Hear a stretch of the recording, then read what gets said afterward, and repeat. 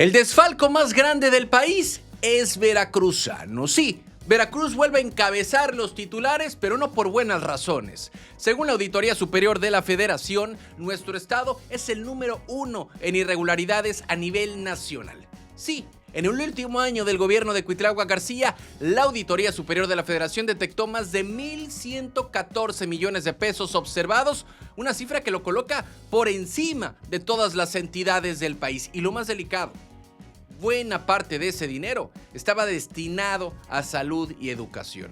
De acuerdo con la revisión federal, el mayor desfalco se concentra en el sector salud. Más de 1,078 millones de pesos que deberían haberse usado para hospitales, para medicamentos, para personal médico, terminaron bajo la lupa por su falta de comprobación.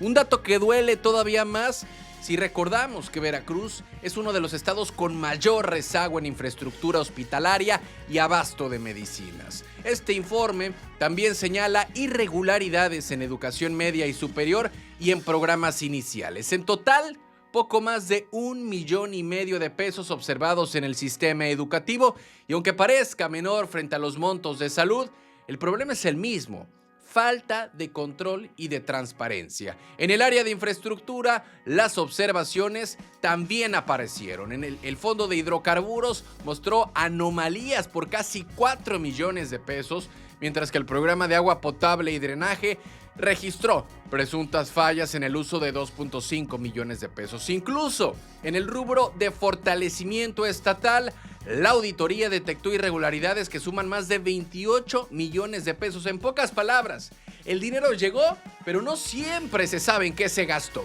Y si ampliamos el mapa, la cifra preocupa todavía más, porque a nivel nacional, la auditoría detectó más de 5,000 millones de pesos observados, de los cuales Veracruz se lleva una quinta parte. Eso significa que mientras otros estados lograron justificar su gasto, el nuestro quedó marcado como el más opaco del país en la cuenta pública 2024. Estos montos observados pues no significan necesariamente un robo confirmado, pero sí revelan un desorden administrativo brutal.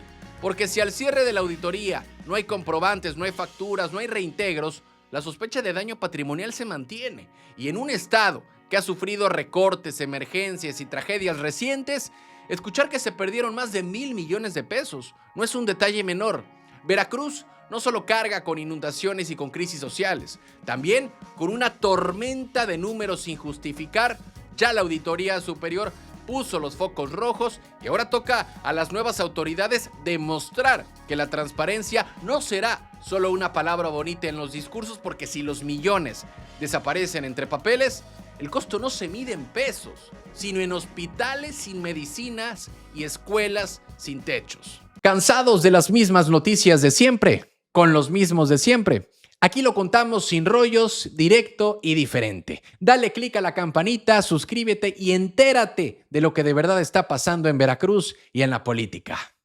Noticias locales. El fraude de las cámaras de Yunes. La Contraloría del Estado acaba de ponerle nombre y apellido a uno de los mayores fracasos del gobierno yunista. La empresa Comtelsat, responsable de instalar el sistema de videovigilancia durante el bienio de Miguel Ángel Yunes Linares, fue señalada oficialmente por falta administrativa grave.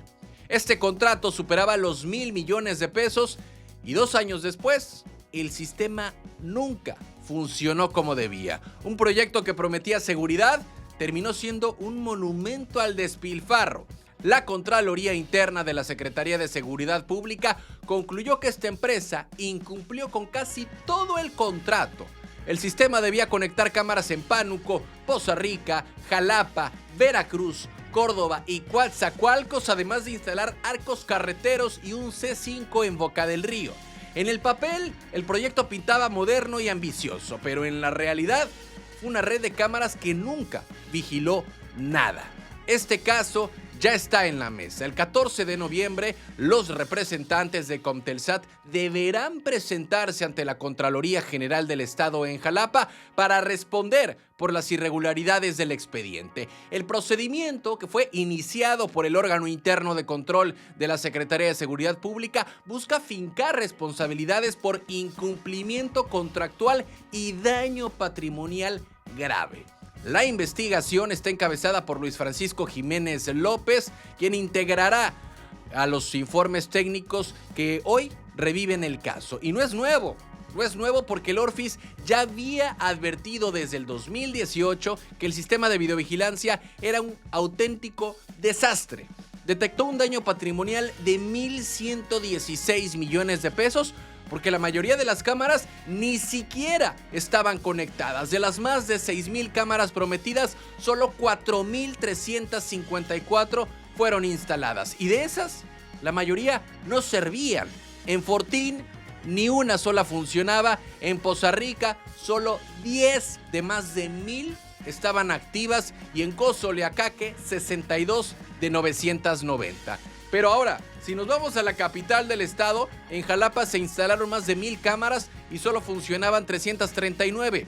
En Pánuco, apenas 88 de 380. Y en Veracruz, que fue la capital del proyecto, más de 400 cámaras estaban apagadas o desconectadas. Este contrato se había otorgado de manera directa, sin licitación nacional, y el equipo de Comtelsat cobró millones por un sistema que en la práctica nunca cumplió con lo pactado. Este caso no solo pone bajo la lupa a una empresa, también reabre la discusión sobre cómo se manejó el dinero público durante el gobierno de Miguel Ángel Yunes Linares, porque mientras Veracruz sufría por inseguridad y por violencia, pues el proyecto estrella de videovigilancia terminó siendo un elefante blanco, una red de cámaras que no vigilaba nada, pero sí dejaba millones en contratos cuestionables. Hoy, la Contraloría vuelve a encender esas cámaras, pero no para vigilar las calles, sino para grabar las cuentas pendientes del pasado.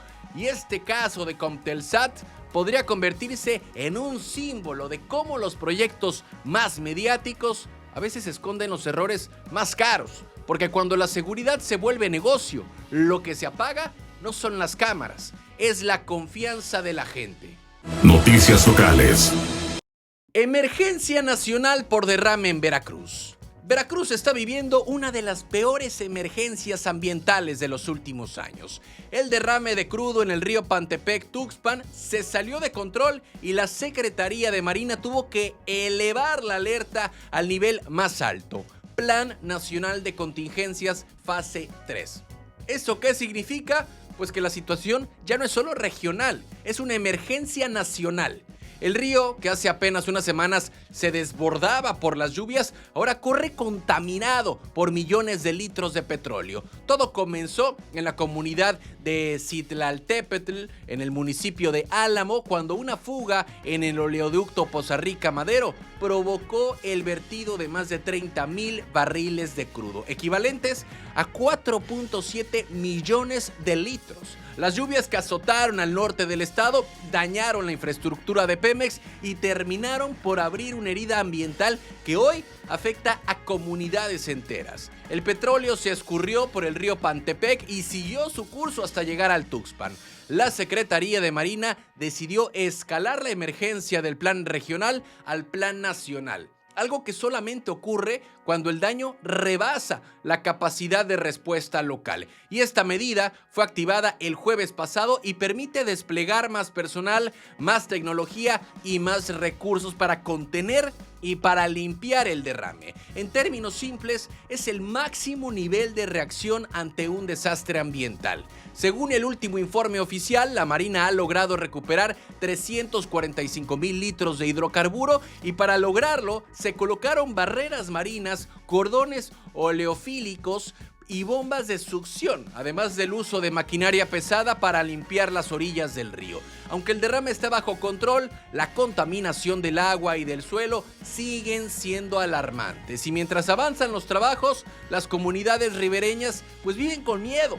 El olor del crudo lo cubre todo. Habitantes de Álamo y de Tuxpan denuncian que el agua ya no puede usarse para beber ni para la pesca y que el ecosistema está gravemente dañado.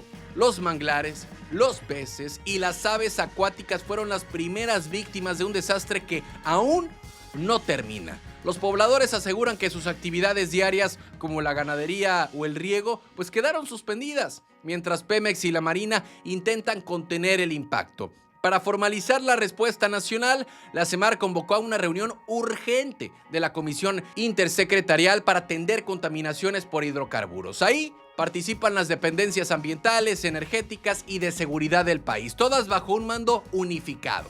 El objetivo, coordinar una limpieza integral y evitar que el crudo llegue al Golfo de México. Pero los expertos advierten que la recuperación ambiental podría tardar meses o incluso años.